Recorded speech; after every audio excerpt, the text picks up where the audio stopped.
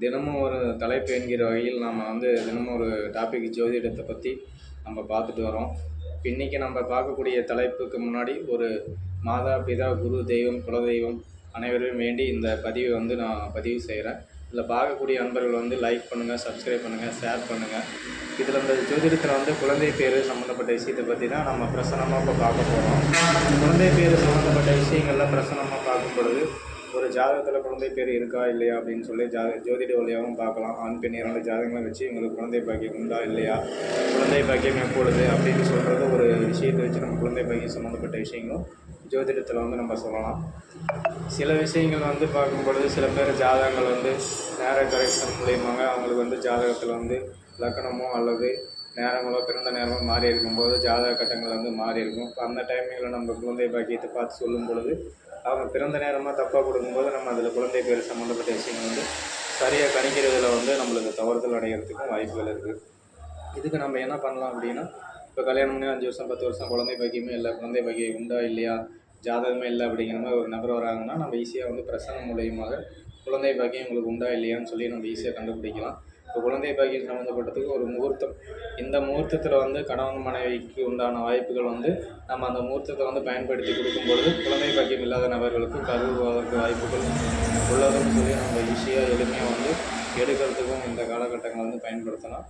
அவங்களுடைய பிறப்பு ஜாதகத்தில் குரு பகவான் எங்கே இருக்கோ அதுக்கு திரிகோணங்களில் 1, 5, 9 ராகு பகவான் செல்லும் பொழுது அந்த காலகட்டத்தில் மருத்துவம் செய்யும் பொழுது அவங்களுக்கு குழந்தை பாக்கியம் இல்லாதவர்களுக்கு கரு உருவாவதற்கு வாய்ப்புகள் உள்ளது.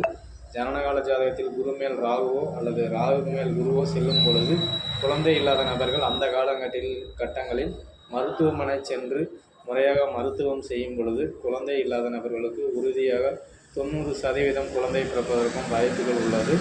இதோடு நாமல் பிரசனம் என்று ஒரு ஜோதிடத்துக்கு அப்பாற்பட்டு பிரசனம் என்பது ஜாதகமே இல்லாத நபருக்கு குழந்தை பாக்கியம் எனக்கு உண்டா இல்லையா என்று ஒருவர் கேட்கிறார் என்றால் எளிமையாக நம் பிரசனம் போட்டு இவருக்கு பிரச்சனை இருக்கிறது இல்லை, குழந்தை பாக்கியம் உண்டு இல்லை என்று எளிமையாக நம்ம பிரசனத்தில் பார்த்து சொல்லலாம்.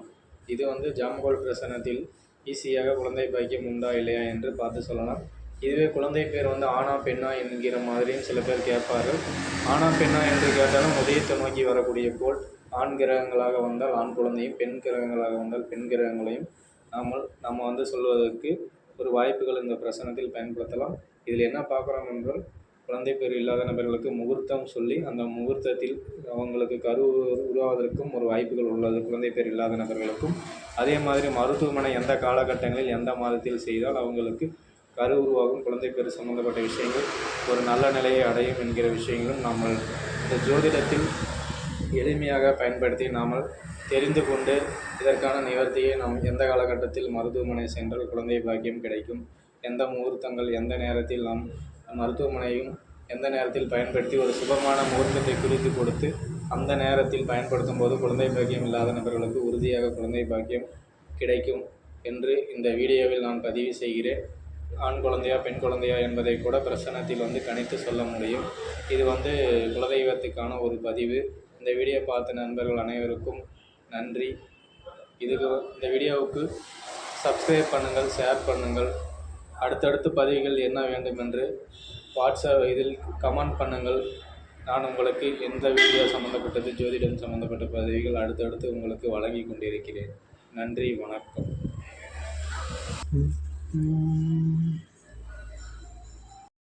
தினமும்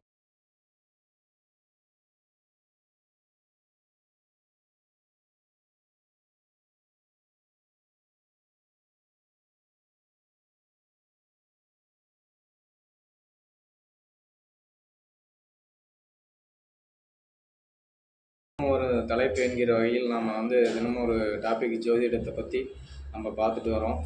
இன்றைக்கி நம்ம பார்க்கக்கூடிய தலைப்புக்கு முன்னாடி ஒரு மாதா பிதா குரு தெய்வம் குலதெய்வம் அனைவரையும் வேண்டி இந்த பதிவை நான் பதிவு செய்கிறேன். இதில் பார்க்கக்கூடிய அன்பர்கள் லைக் பண்ணுங்கள், சப்ஸ்கிரைப் பண்ணுங்கள், ஷேர் பண்ணுங்கள். இதில் இந்த ஜோதிடத்தில் குழந்தை பேர் சம்மந்தப்பட்ட விஷயத்தை பற்றி தான் நம்ம பிரசனமாக இப்போ பார்க்க போகிறோம். குழந்தை பேர் சம்மந்தப்பட்ட விஷயங்கள்லாம் பிரசனமாக பார்க்கும் பொழுது ஒரு ஜாதகத்தில் குழந்தை பேர் இருக்கா இல்லையா அப்படின்னு சொல்லி ஜோதிட வழியாகவும் பார்க்கலாம். ஆண் பெண் 2 ஜாதகங்களை வச்சு எங்களுக்கு குழந்தை பாக்கியம் உண்டா இல்லையா, குழந்தை பாக்கியம் எப்பொழுது அப்படின்னு சொல்கிறது ஒரு விஷயத்தை வச்சு நம்ம குழந்தை பாக்கியம் சம்மந்தப்பட்ட விஷயங்களும் ஜோதிடத்தில் வந்து நம்ம சொல்லலாம். சில விஷயங்கள் வந்து பார்க்கும்பொழுது சில பேர் ஜாதகங்கள் வந்து நேர கரெக்ஷன் மூலியமாக அவங்களுக்கு வந்து ஜாதகத்தில் வந்து லக்கணமோ அல்லது நேரங்களோ பிறந்த நேரமோ மாறி இருக்கும்போது ஜாதக கட்டங்கள் வந்து மாறி இருக்கும். இப்போ அந்த டைமிங்கில் நம்ம குழந்தை பாக்கியத்தை பார்த்து சொல்லும் பொழுது அவங்க பிறந்த நேரமாக தப்பாக கொடுக்கும்போது நம்ம அதில் குழந்தை பேர் சம்மந்தப்பட்ட விஷயங்கள் வந்து சரியாக கணிக்கிறதுல வந்து நம்மளுக்கு தவறுதல் அடைகிறதுக்கும் வாய்ப்புகள் இருக்குது. இதுக்கு நம்ம என்ன பண்ணலாம் அப்படின்னா, இப்போ கல்யாணம் பண்ணி 5 வருஷம் 10 வருஷம் குழந்தை பாக்கியமே இல்லை, குழந்தை பாக்கியம் உண்டா இல்லையா, ஜாதகமே இல்லை அப்படிங்கிற மாதிரி ஒரு நபர் வராங்கன்னா நம்ம ஈஸியாக வந்து பிரசனம் மூலியமாக குழந்தை பாக்கியம் உங்களுக்கு உண்டா இல்லையான்னு சொல்லி நம்ம ஈஸியாக கண்டுபிடிக்கலாம். இப்போ குழந்தை பாக்கியம் சம்மந்தப்பட்டதுக்கு ஒரு முகூர்த்தம், இந்த முகூர்த்தத்தில் வந்து கணவன் மனைவிக்கு உண்டான வாய்ப்புகள் வந்து நம்ம அந்த முகூர்த்தத்தை வந்து பயன்படுத்தி கொடுக்கும்பொழுது குழந்தை பாக்கியம் இல்லாத நபர்களுக்கு கருவுவதற்கு வாய்ப்புகள் உள்ளதுன்னு சொல்லி நம்ம ஈஸியாக எளிமையாக வந்து எடுக்கிறதுக்கும் இந்த காலகட்டங்களை வந்து பயன்படுத்தலாம். அவங்களுடைய பிறப்பு ஜாதகத்தில் குரு பகவான் எங்கே இருக்கோ அதுக்கு திரிகோணங்களில் 1, 5, 9 ராகு பகவான் செல்லும் பொழுது அந்த காலகட்டத்தில் மருத்துவம் செய்யும் பொழுது அவங்களுக்கு குழந்தை பாக்கியம் இல்லாதவர்களுக்கு கரு உருவாவதற்கு வாய்ப்புகள் உள்ளது. ஜனனகால ஜாதகத்தில் குரு மேல் ராகுவோ அல்லது ராகு மேல் குருவோ செல்லும் பொழுது குழந்தை இல்லாத நபர்கள் அந்த கட்டங்களில் மருத்துவமனை சென்று முறையாக மருத்துவம் செய்யும் பொழுது குழந்தை இல்லாத நபர்களுக்கு உறுதியாக 90% குழந்தை பிறப்பதற்கும் வாய்ப்புகள் உள்ளது. இதோடு நாமல் பிரசனம் என்று ஒரு ஜோதிடத்துக்கு அப்பாற்பட்டு பிரசனம் என்பது ஜாதகமே இல்லாத நபருக்கு குழந்தை பாக்கியம் எனக்கு உண்டா இல்லையா என்று ஒருவர் கேட்கிறார் என்றால் எளிமையாக நம் பிரசனம் போட்டு இவருக்கு வந்து பிரச்சனை இருக்கிறது இல்லை, குழந்தை பாக்கியம் உண்டு இல்லை என்று எளிமையாக நம்ம பிரசனத்தில் பார்த்து சொல்லலாம்.